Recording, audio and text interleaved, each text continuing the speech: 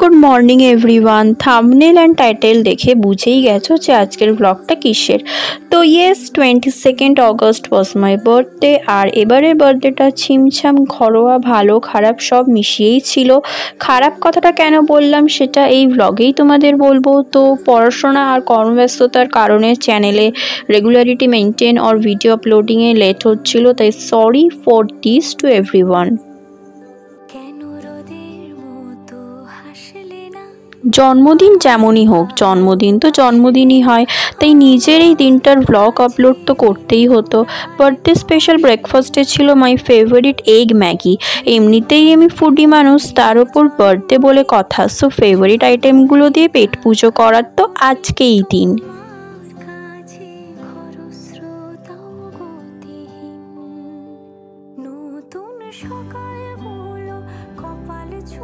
Breakfast complete করে তোমাদের সবার ওয়ার্ম বার্থডে উইশের রিপ্লাইগুলো দিচ্ছিলাম। সবাইকে সেদিন ভার্চুয়ালি আমি যা বলার বলেই দিয়েছি।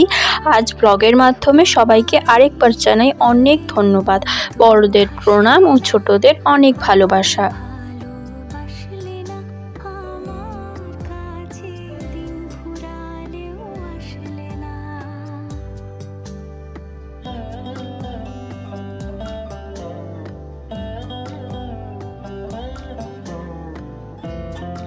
সকালের দিকে ওয়েদারটা তাও ঠিক ছিল, আকাশটা ঝলমল করছিল, কিন্তু যত বেলা বাড়ছিল ঝলমলে ভাবটা কমে কমে আসছিল।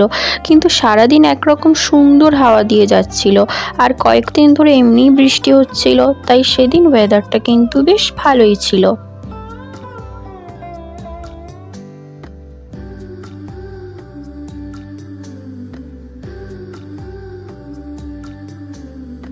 দেন বেলা হতে স্নান সেরে নতুন জামা পরে রেডি হচ্ছিলাম বার্থডে স্পেশাল লাঞ্চের জন্য। ছোটবেলা থেকে জন্মদিনে যে নতুন জামাটা পরি সেটা জন্মদিনের পর রেখে দিই একেবারে দুর্গাপুজোয় পরার জন্য। মাঝে তো মাত্র একটা মাসই থাকে, তাই এই যে দেখলে কুর্তিটা পরেছি, আবার পুজোর সময় এটা তোমরা আমায় পরতে দেখবে।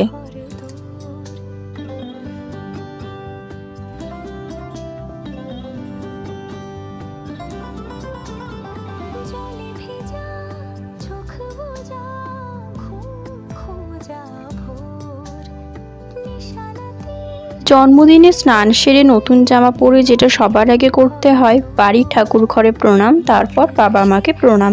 তো প্রণাম পর্ব সেরে আমি ছাদে গিয়ে আগে নতুন জামায় কতগুলো বার্থডে স্পেশাল ফটো তুলে নিলাম, যেগুলো ব্লগের শেষে আমি অ্যাটাচ করে দেবো। আর সেগুলো দেখতে হলে স্কিপ না করে ব্লগটা কিন্তু পুরো দেখতে হবে।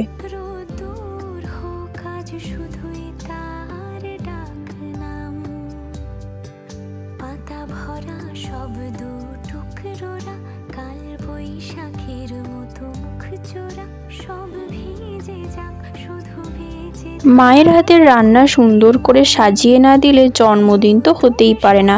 মেনুতে ছিল ঘি, সাদা ভাত, শুক্তো, মাছের মাথা দিয়ে ডাল, দই মাছ, চাটনি, মিষ্টি আর বার্থডে স্পেশাল পায়েস অ্যান্ড 5 ভাজার মধ্যে ছিল লাল শাক, আলু, পটল, বেগুন আর মাছ। জমিয়ে পেট পুজো করে বার্থডে স্পেশাল ভাত ঘুম দেওয়ার পর সন্ধেবেলায় আমরা 3 জন প্ল্যান করলাম ঝুলন মেলা যাওয়ার।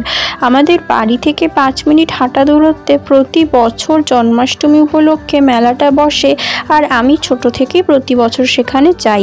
এবছর প্ল্যান করলাম জন্মদিনের দিন যাওয়ার, তাই আমি সেজেগুজে বেরোলাম। জাস্ট সবে আমরা ফুচকাটা খেয়েছি আর আকাশ ভেঙে নামলো বৃষ্টি। মেলা ঘোরা তো দূর, মেলায় যারা স্টল দেন তারা সবাই তখন নিজেদের জিনিসপত্র সামলাতে ব্যস্ত, আর এত বৃষ্টি পড়ছিল যে ছাতাও ফেল। অগত্যা মন খারাপ করে বাড়ি ফিরে গেলাম। ইভেন বৃষ্টির কারণে সন্ধ্যেতে একটা ফটোও তুলতে পারলাম না আমরা। তো বাড়ি ফিরে মুড অফ করে বসে থাকতে থাকতে হঠাৎ বেশ একটা চেনা এবং প্রিয় সুগন্ধ আমায় টেনে নিয়ে গেল রান্নাঘরের দিকে। দেখি মা বানাচ্ছে আমার মোস্ট ফেভারিট বিরিয়ানি। জন্মদিনের দুপুরটা যেখানে জমিয়ে পেট পুজো হলো, সেখানে ডিনারটা কি করে বাদ যায় বলো। তো মায়ের বিরিয়ানি বানানো কমপ্লিট হতেই আমি এক বাটি নিয়ে নিলাম টেস্ট করার জন্য। যদিও বিরিয়ানি টেস্ট করার জন্য এক বাটি পরিমাণটা আমার কাছে চরণামৃত খাওয়ার মতো।